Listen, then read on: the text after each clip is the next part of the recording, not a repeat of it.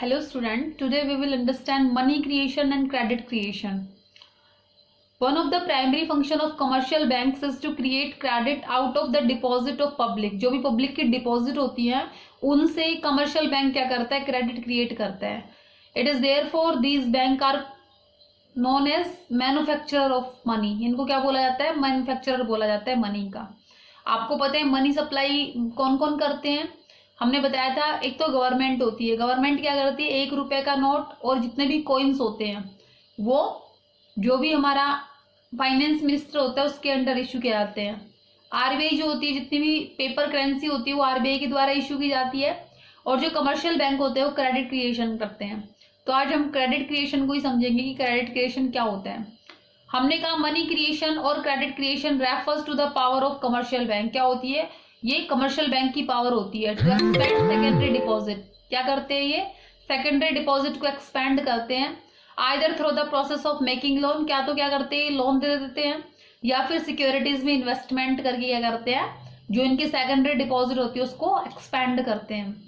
Credit creation is the process of commercial bank by which they expand credit through secondary deposit. क्या करते हैं ये, credit creation जो होता है उसमें क्या होता है, क्रेडिट को एक्सपेंड किया जाता है किसके थ्रू, सेकेंडरी डिपॉजिट्स के through. More than the amount of primary deposits with them. जो उनके पास प्राइमरी डिपॉजिट होती है ना उससे कहीं ज्यादा वो क्या करते हैं, क्रेडिट को एक्सपेंड करते हैं. It is also known as deposit creation. इसको हम क्या बोलते हैं, डिपॉजिट क्रिएशन भी बोलते हैं मनी क्रिएशन को. और वी कैन से, हम ये भी कह सकते हैं, through the process of money creation commercial bank are able to create credit which is in far excess of the initial और प्राइमरी डिपॉजिट. जब क्या होती है, प्राइमरी डिपॉजिट से कहीं ज्यादा होती है. ठीक है, जो मनी क्रिएशन कमर्शियल बैंक के द्वारा की जाती है ना वो कहीं ज्यादा होती है उसकी प्राइमरी डिपॉजिट से. This process can be better understood by making 2 assumptions. बेटा इस प्रोसेस को समझने के लिए हमें 2 assumptions लेनी पड़ेंगी जो हम पहले भी डिस्कस कर चुके हैं. हमने कहा the entire commercial banking system is 1 unit and is term as the bank. पूरा जो एंटायर बैंकिंग सिस्टम उसको हमने क्या मान लिया, 1 यूनिट मान लिया. ठीक है, नेक्स्ट हमने कहा कि जितनी भी ट्रांजेक्शन्स हो रही हैं, all receipts and payments in the economy, जो भी इकोनॉमी में रिसिप्ट्स और पेमेंट्स हो रही हैं, are routed through the banks. कहाँ से हो रही है, सब बैंक के रूट से हो रही है. All payments are made through the cheques. जितनी भी पेमेंट्स होती है वो चेक में हो रही है. And all receipts are deposited into the bank. और जितनी भी रिसिप्ट्स हो रही है वो सब बैंक में डिपॉजिट हो जाती हैं. मीन्स बैंक में ही सारा पैसा सर्कुलेट हो रहा है. The deposits held by the bank are used for giving loan. जो डिपॉजिट्स होती है बैंक उसका क्या करता है, लोन देने में यूज करता है. However bank can't use the whole of deposit for lending. जबकि बैंक जो है बेटा सारे पैसे को डिपॉजिट, जो जितना भी डिपॉजिट आया है उसको सबको लैंड नहीं कर सकता. लोगों को सारा पैसा लोन की फॉर्म में नहीं दे सकता, क्योंकि it is legally compulsory for the banks to keep a certain minimum fraction of their deposit. उसको क्या करना पड़ता है, कुछ मिनिमम फ्रैक्शन रखना पड़ता है डिपॉजिट की, रिजर्व्स की फॉर्म में. The fraction is called legal reserve ratio, LRR, and it is fixed by the central bank. किसके द्वारा फिक्स किया जाता है, सेंट्रल बैंक के द्वारा. इसको क्या बोलते हैं, LRR, लीगल रिजर्व रेशियो. बेटा जो लीगल रिजर्व रेशियो होता है ना, इसके ना बहुत सारे कंपोनेंट्स होते हैं, लेकिन जो पब्लिकली जो एक्सप्रेस्ड होते हैं वो 2 ही होते हैं, CRR और SLR. बाकी सब जो होते हैं बेटा वो कॉन्फिडेंशियल होते हैं, बैंक के द्वारा उनको शो ऑफ नहीं किया जाता आम जनता के सामने. एक होता है बेटा CRR और एक होता है SLR.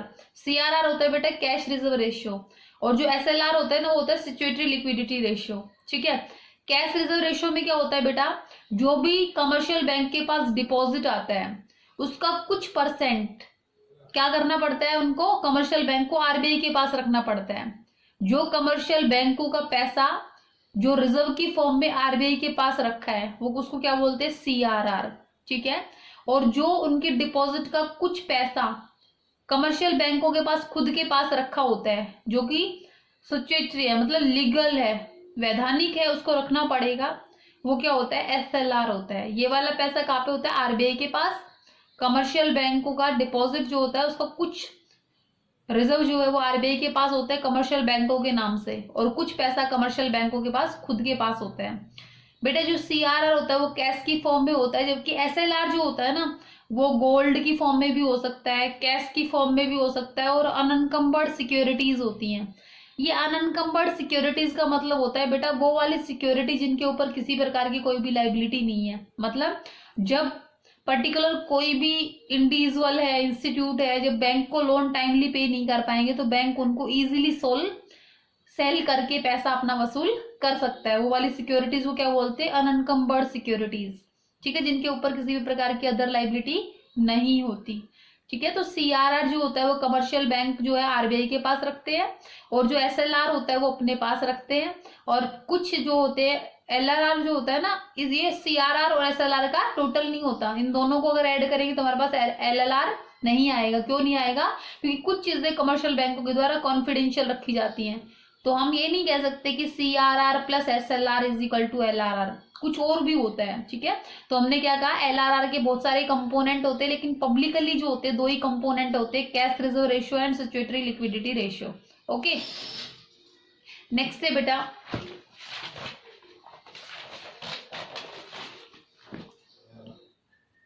आप लोगों को पता है कंपोनेंट्स होते हैं, कंपोनेंट ऑफ मनी सप्लाई। हम आप लोगों को बताया गया था currency held by the public and demand deposits of public with the commercial bank, और अदर डिपॉजिट्स बताया था। लेकिन आप लोगों को ये बताया गया था कि बेटा जो अदर डिपॉजिट्स होती है ना वो बहुत ही माइनर सा रोल होता है उनका, बहुत बड़ा रोल नहीं होता मनी सप्लाई में, इसलिए उनको बहुत ज्यादा डिटेल में नहीं समझा जाता। सिर्फ दो कंसेप्ट आपको समझने, कंपोनेंट ऑफ मनी सप्लाई में, that is currency held by the public and demand deposit of public with commercial bank. ठीक है, तो ये क्या होती है, जो भी लोगों के पास करेंसी जो है कैश में, कॉइन्स में, वो सब क्या होती है, currency held by the public.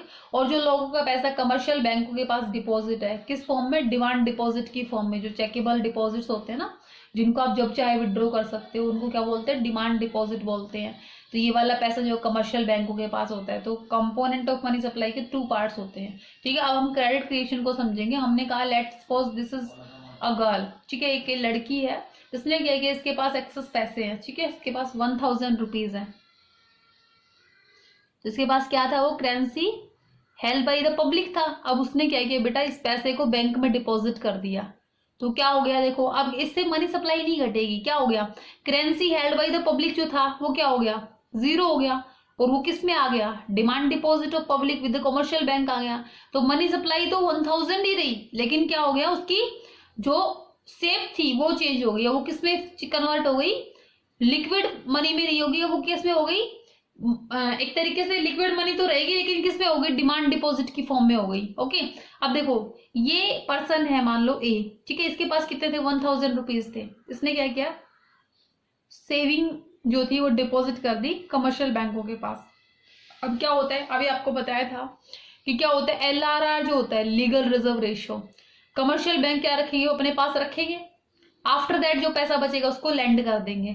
तो हमने कहा बेटा कि आपकी शुरुआत में कितने डिपॉजिट्स आए आपके पास, 1000 रुपीज की। ठीक है, और हमने ये माना बेटा एलआरआर जो होता है वो आरबीआई के द्वारा डिसाइड किया जाता है। कोई भी कमर्शियल बैंक खुद से डिसाइड नहीं कर सकता है कि उसको कितना पैसा रखना है। ठीक है, ये डिसाइडेड बाय द आरबीआई होता है। तो इसमें ऐसा नहीं होता है कि आप मन मर्जी कभी कम ज्यादा रख सकते हैं, नहीं, ये आरबीआई के द्वारा गाइडलाइन में बताया जाता है कि आपको कितना पैसा एलआरआर की फॉर्म में रखना होगा। ठीक है, तो हमने कहा कि लेट्स सपोज एलआरआर जो है वो कितना है, 10%। हमने बता दिया एलआरआर जो होता है वो किस किस फॉर्म में होता है, एक तो सीआरआर की फॉर्म में होता है, एक एसएलआर की फॉर्म में होता है, और बाकी होता है कॉन्फिडेंशियल होता है, जो पब्लिकली अनाउंस नहीं किया जाता। ठीक है, तो हमने कहा बेटा 1000 रुपीज का 10% अगर कैश रिजर्व की फॉर्म में आरबीआई कमर्शियल बैंक ने रख लिया तो कितना रख लिया, 100 रुपीज। तो बाकी 900 रुपीज क्या कर दिया, उसने लोन दे दिया। अब इस बंदे ने लोन लिया, वो फर्दर क्या करेगा, खर्च करेगा पैसे को। पैसा खर्च करेगा तो क्या होगा, वो चेक के थ्रू खर्च करेगा, किसी को रिसिप्ट होगी तो फिर बैंक में डिपॉजिट कराएगा। तो अगेन क्या हो जाएगा, बैंक के पास वो पैसा फिर से रोटेट होके आ जाएगा। क्योंकि हमने क्या कहा, हमने ये कहा है कि जितने भी बैंक से सब एक यूनिट में, और जितनी भी ट्रांजेक्शन हो रही है वो चेक में हो रही है, और जितनी भी रिसिप्ट होती है बैंक के पास डिपॉजिट होती है। ठीक है, तो अजम्पशन बेस पे हमने क्या कहा, 1000 रुपए जो थे, 1000 रुपीज जो थे, उसमें कैश रिजर्व आपका 100 हो गया, बाकी 900 रुपीज का आपने लोन दे दिया।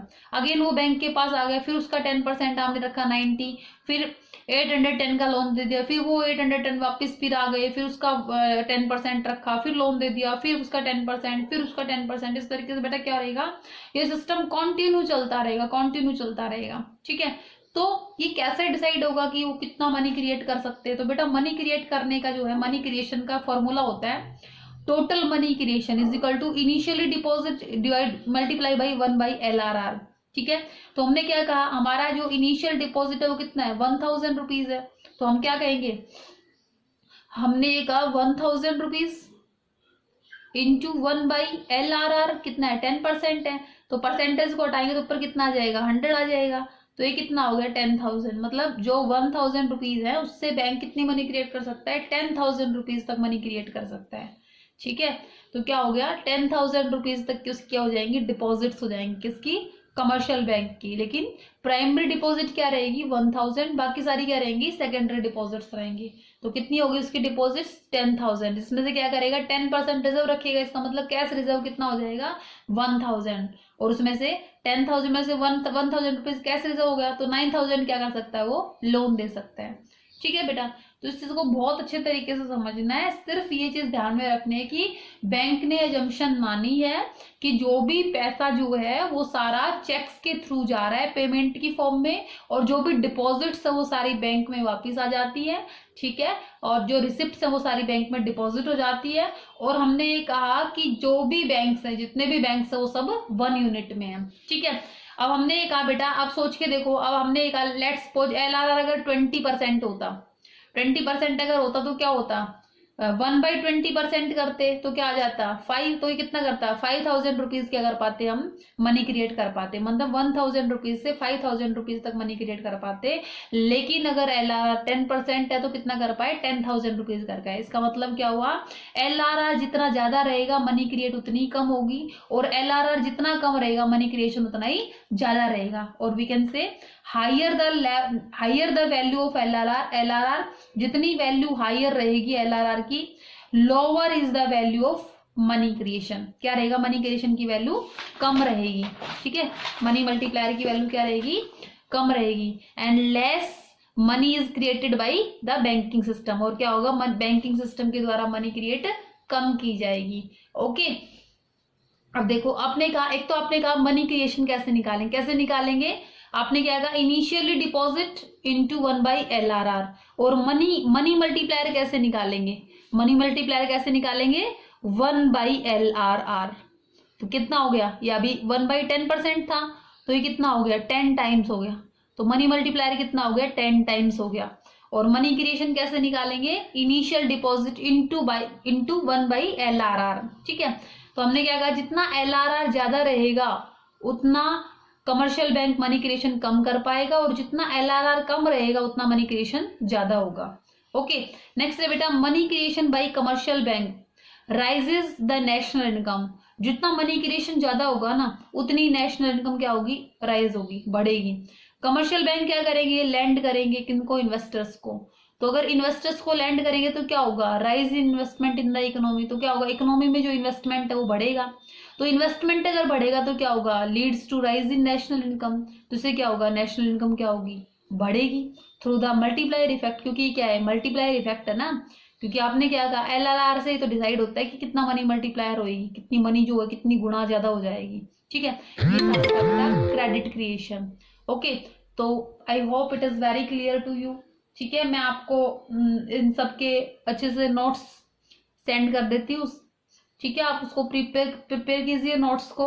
ठीक है, बहुत जल्दी बेटा इस टॉपिक को कवर करेंगे, 1-2 वीडियो और बनाएंगे। ठीक है, इसको अच्छे तरीके से पढ़िए, बिल्कुल प्रॉपरली नोट्स बनाइए, अच्छे से समझिए। ठीक है, जो भी डाउट्स रहे मेरे से पूछिए आप। Okay, thanks.